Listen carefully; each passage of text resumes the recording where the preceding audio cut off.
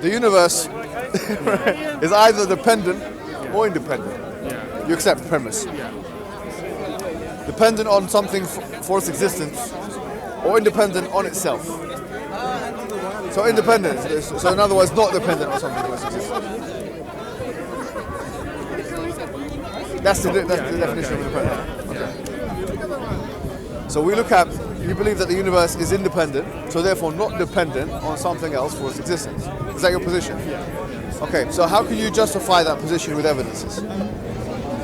So I only observe things from within inside the universe, and I don't observe things being interdependent.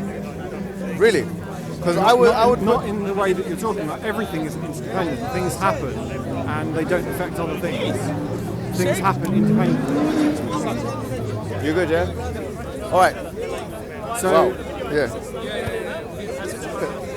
So there is. Sorry, bro.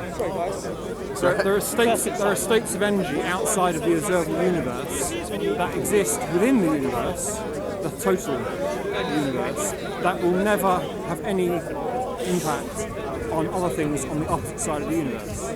Okay, listen. So there is interdependency inside the universe. I'm not saying, my definition of dependence is that it's not that thing A must be dependent upon thing Z.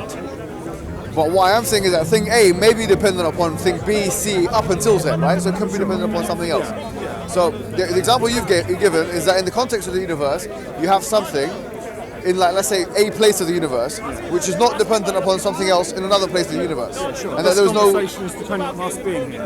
Right. So what I'm saying is that, generally speaking, though that might be the case, indirectly, informally, it doesn't mean that it's lacking in any kind of dependent thing. So it is dependent upon something else. So my contention is that everything within the universe and everything you've experienced within the universe is necessarily, in fact, dependent upon something else. That's my contention. Everything here, the tree, me, you. Do you believe the Big Bang or the? I don't. Sorry. Finish the sentence. Yeah. Or something like it is unique. Big Bang. The Big Bang or some equivalent creation is unique. There's no other. I don't know. Bangs. Other I don't know. No. The Islamic model is not. Sorry. The Islamic model is not one which says that, right? The Islamic model is one that believes that there is more than one. You could say heaven. Yeah. So firmament. Yeah, so it's not necessarily, so I couldn't speculate about that, to be completely honest with you. And I don't think you can either. I don't think we can generally. I don't think we can negate the existence of something which we haven't proven exists, right? Because multiverse is an interesting theory. The thing about multiverse is some people expand it to an infinite amount of universes without any necessary reason to do that, right? You could have a multiverse of 10 universes, of 5 universes, of 7 universes, of whatever it may be, right? So, in my opinion, I mean, the idea of the singularity that caused the universe to exist, it could very well be very unique, and it could very well be a duplicate of something that happened before. Yeah, with another universe. So I'm not sure about that, right? You know, I'm not sure about that. Yeah, from an Islamic perspective, it's not clear, right?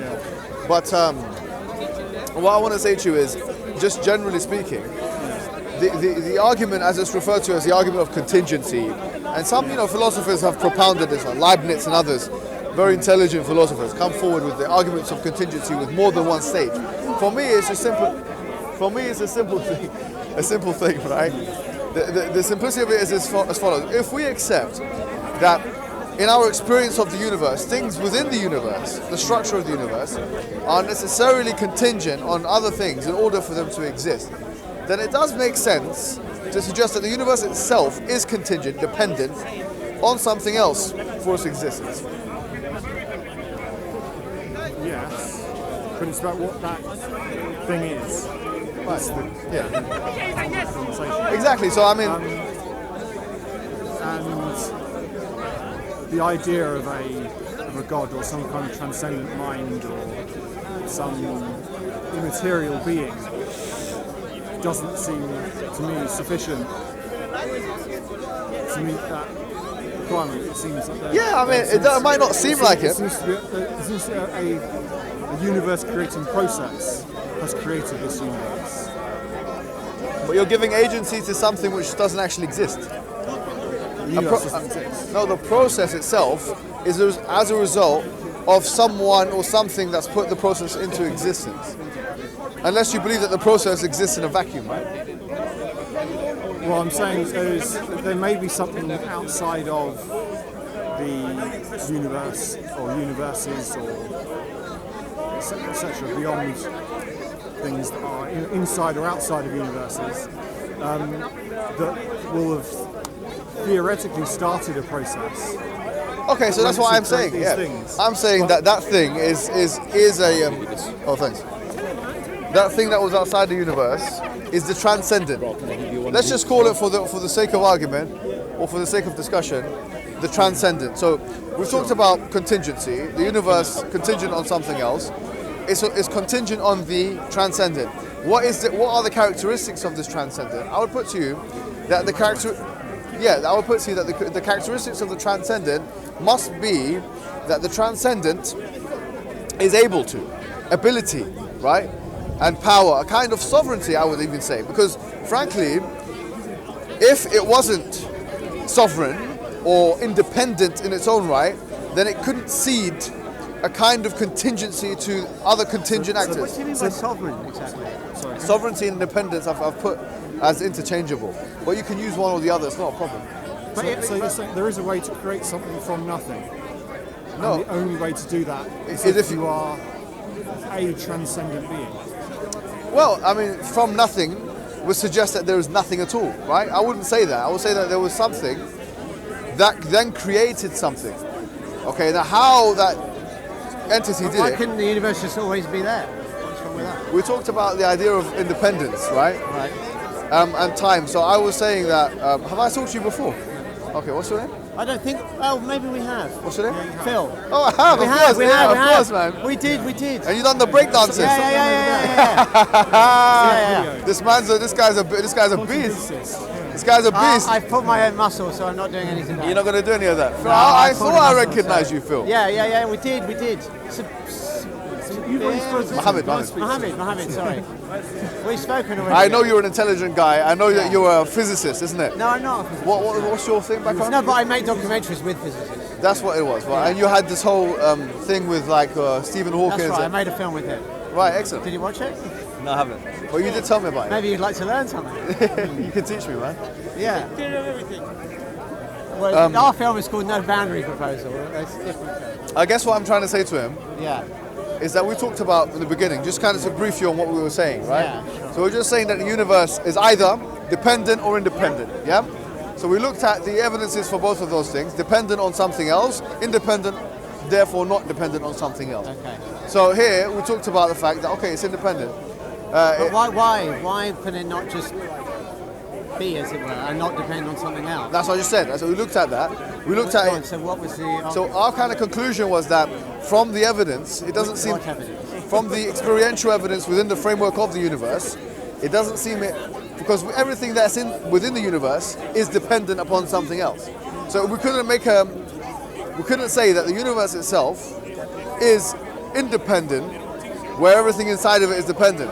But you're saying the rules for the universe must be the same as the things in the universe, is that correct? Not in all cases. Not in all cases. But in this case, yes. Okay, good. What I don't follow is that...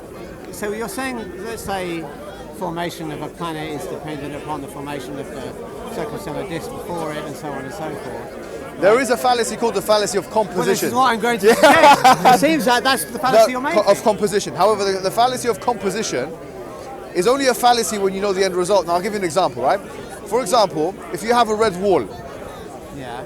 if I say that red bricks are put together, and So you don't have to explain the fallacy of composition, we know it. No, not everyone knows the fallacy of composition, right? Okay. But I want to make a point to you, right? Yeah. Which is that, say for example, you put like red bricks, yeah? Right. But you can say like, the fallacy of composition, if I say that the constituent parts of an elephant is small, therefore the elephant is small, yeah? Yeah, of course, that's Okay, the fallacy good. of composition. Now, if I say the constituent parts of the red wall is the red wall is red, therefore the bricks are red. Yeah, that's not a fallacy of composition. Although I'm using the same logic. So it depends how you arrive at the conclusion. No, what I'm saying to you is that the fallacy of composition, as an informal logical fallacy, only exists within a certain framework whereby there is certainty that the small is not compatible with the whole. I disagree. That's not right. Yeah, of course it is. No. You're saying that only when you know the answer are you making only when the you logical fallacy. No. I didn't say that. Well, that's what you. No. Let me say it again, Phil. Okay. I'm saying that only if you know the elephant is big, can you tell me that the constituent parts of the small elephant are contradictory to his larger size. So I'm saying here, if you go back to our example of the red wall, I say that the red bricks come together to create a red wall, right? Now, if I say the constituent parts of the red wall are red bricks, yeah? Red bricks make a red wall. The part is compatible with the whole. So here, I've generalized, it's not called composition here. Do you know what I've done? I've done an argument, an inductive argument. I've looked at a small and I've generalized it on a larger. And what I'm doing with the context of the universe and the idea of dependence/independence is the same thing. I'm saying, I'm not making an argument from composition, I'm making an argument from induction. I'm saying that if we're able to look at can you see the difference? The problem with okay, so number of problems. First off, I don't think you can do the induction that you claim you can do because you don't have experience of universes coming into being. Right? No, I don't need it though. No, but you do, okay? Because you're saying why do I need can infer from what I see within the universe. By the way, I don't want to because this man, young man. Did you want to have this? I didn't mean to. We've had this conversation. We have. You guys do. You get what I'm saying? Sorry. That's fine. Did you get what I'm saying? We'll catch up later. I don't want to. Yeah, that's fine. Sorry, I apologise. Yes. We were saying, so you see, that was one of the things. I'm happy he actually brought it into because that's one of the kind of objections some people have. You call it the fallacy of composition. I want it to be very clear that what I'm not doing is I'm not arguing from composition. I'm arguing from reduction. So what I'm saying is that from what we can see, the universe and all of, in fact, we've got a large sample of infinite amount of, I'm not infinite in the vernacular sense, right? We've got a large sample of an X amount of things which are dependent upon other things. Therefore, we have strong reason to believe that the universe is dependent on another thing. So we talked about the transcendent, right? And now we're at the level where we're saying the transcendent figure must have certain characteristics. I was saying, I would put to you... You're immediately going to a figure. Okay, not a figure, entity. Or entity, or anything. You're immediately going to So what do you want to call it? Sorry? What should we call it? It's still transcendent. It's still unknown. It's still... Fine, okay, the transcendent. Yeah. The transcendent must have certain characteristics that enable for it, or mean for it to be A, transcendent, and B, able to allow other things to be dependent upon it. I would put to you the one thing that it would require for it to enable other things to be dependent upon it is independence. So why does it require independence? Because if we don't have independence of the transcendent, then you're going to have a cycle of dependent things, basically. But the only other thing that's completely independent... A regressive cycle. Is nothing. Pardon? The only other thing that's completely independent is nothing. Okay, but then you'd have to make the argument that the universe came to existence from nothing. Right. Okay, can you make that argument? Yes. Okay, go ahead, please, make Where it. do numbers start? Where do numbers start? I'm just asking you, Where do do numbers start? In what sense? What's the first number? 1. No, what's the first number? Well, you think 0 is the first number? Yes. 0, I wouldn't consider 0 a number. I consider the first thing as 1. The origin of all numbers. What's an infinitesimal? Pardon? Do you know what an infinitesimal is? When it gets very small, very, the smallest thing. So that would be the first number, wouldn't it? Yeah. Okay, no, I would say Where 1 did is. that come from? So you're saying that 0... It's bigger than 0. So, okay, there's two issues here. And you also have negative numbers. Okay.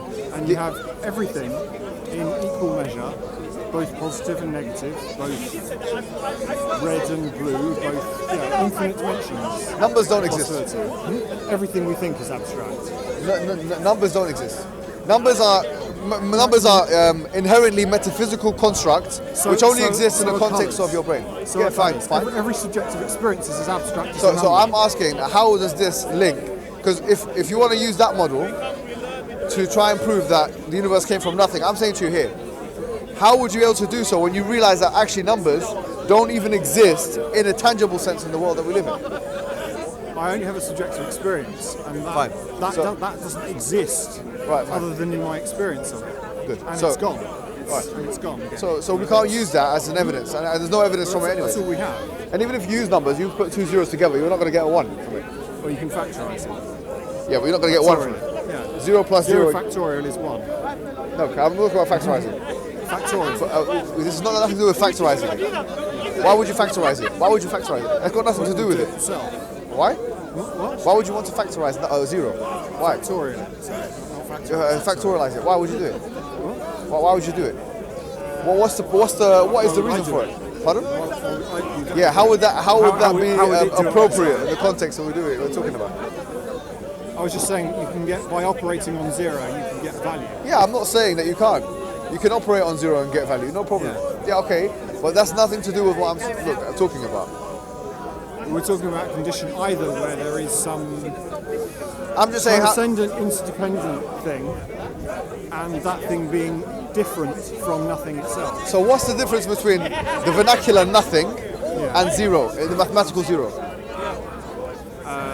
0 is a representation of a state of knowledge or not. So the vernacular nothing and having 0. value.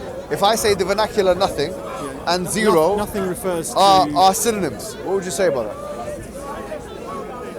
If you applied nothing, 0, to a value of everything everywhere, then yes. Okay, good. So in a physics sense, if we were going to use 0, because the thing is, the way we use mathematics in the applied sense is through physics. So if I say 0, what does that indicate in physics? Would you? You've already added physics to the question. Would you agree that all numbers and all concepts and everything that we think exists independent of us, out there somewhere for us to discover? What? Your experiences in the future are something you are going to find out pretty soon, but they exist somewhere in some kind of abstract idea realm. Yeah. We believe that's called the Lawh al-Mahfuz. We're walking in a living memory. We're walking in a living memory. We are literally memories being played out. Yeah, interesting way. I'm trying to get my head around it. I mean, it's interesting the way you're putting it. Well, I would put it differently, but I would say it's a memory. I would say we're predetermined to be here. I'll just put it that way. Yeah, it's predetermined. Predetermination is a big subject. I've seen something. You did a video actually on predestination and predetermination, and the Islamic view is much better than the Christian view. So I was brought out with. Well, I like that. Listen, there's a lot of amazing philosophy and theology in Islam, but half of it is beautiful and really interesting, and half of it is a bit strange and misunderstood. Well, it's aesthetic value judgment. That's the good thing about logical position. From your position, yeah, it's fine. That's fine. Yeah. But look, I think generally speaking, you've come with some really interesting things. But I want to kind of summarize the argument by saying as follows, right? And you can decide to agree or disagree, right? The argument for us is that the universe is dependent, it's contingent on something else, okay? What is this thing? So we would say that this thing must be a transcendent entity which has the propensity to bring something else or to allow something else to be dependent upon it or contingent on it. So we would say in that context that that thing is the universe. It is the transcendent. In your view, there's only one of those? Only one of those. Okay. Is it possible that there are more than those? No, it's not possible logically. But the one that is jealous, and this is his space. No. Because then that would allow the other one to be a subordinate to that one. No. Yes. A co-equal. I would say that the co-equality thesis is impossible. Because if we say that there was co-equal, all-powerful entities, that's a contradiction. Because they're all-powerful... but they all have absolute power, and they all agree. No, that's a contradiction. To step on each other's toes. If I was to say to you, for example, that me and you have absolute power of that tree, yeah? Yeah.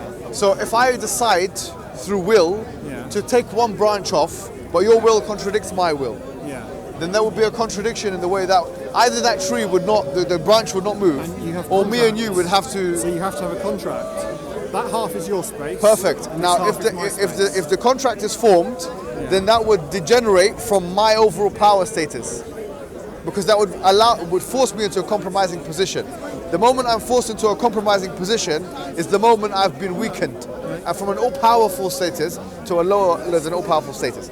Therefore, the idea of a co-equality thesis is an impossible one, and that's why Occam's razor is also quite interesting in this, because Occam's razor suggests that the most simple explanation for these phenomena, whatever phenomena they may be, is the one we should take. So in this context, I would put to you that the most simple explanation for the phenomena of the universe is that there's one singular independent sovereign entity which is transcendent and has the propensity and ability to put the universe not only into existence but allow the universe to be contingent on this independent source. So where do you get the where do all the other ideas of gods that are seemingly greater than this one God that only created this one universe? Yes. And whatever else it created. That's why we say Allahu Akbar. Allahu Akbar literally means God is the greatest. I mean, there's nothing literally greater than God. We say Allahu Samad. That a Samad means literally that everything relies upon Him and He relies upon nothing. So in other words, He is the independent sovereign source. Yeah. The multiverse doesn't fit with that. There are things that this God chose. The multiverse, as me and you both know, is unsubstantiated. It's religion. It's mythology. It doesn't matter. It's an idea. Right, but fine. It's greater than what God is supposed to be. It depends on created. your idea of greatness, frankly. Why would you think it's greater? It's just a series of events. That's what greater means. I don't know. No, greater does not equate more in the vernacular. Well, if you're talking in a conceptual sense. If philosophically or in greater, we're talking about, for us to define greatness, we have to identify attributes. But you're talking about within a realm of feeling of the greatest thing. Not, I mean, in philosophy, you still have definitions. If you come up with a definition, you can still come up with a definition that expands on that definition. So you would have a greater definition. What I mean by greatness, myself, I say that if all of the attributes of God that we've described, like for example his sovereignty,